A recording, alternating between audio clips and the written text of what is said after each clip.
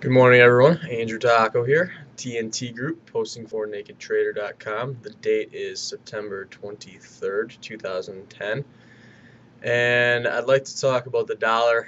It's all about the dollar lately, and I think it's key, really, to watch it, understand what it's doing, and not just the dollar itself, but how are they doing the dollar? Are they doing all currencies? Are they doing certain currencies? Is the yen involved in it? I think that's the most important aspect to it. You got to watch what they're doing with it. Um, you can start to see and you can start to feel kind of the trade when they're actually doing all currencies across the board.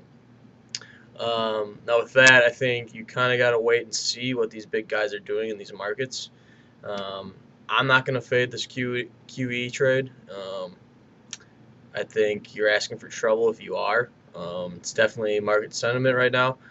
That's what they're looking at. That's what they're trading off of. I don't think you can fade it until they actually start showing you that it is safe to do so. So I personally, I'm trying to stick long gold, long debt, short the dollar, and I mix on the equities. With this QE, I'm not really sure what the equities should do. They're obviously trying to pump money into the system that should prop up equities, but also, again, why do they need to pump money into the system? Is it because we're kind of in a shitstorm? So that maybe you should hold an offer to the equities. So I think the equities are going to be flat for the most part through all this. With gold, still should be chugging. I think debt should still, right now, debt's sitting on the highs.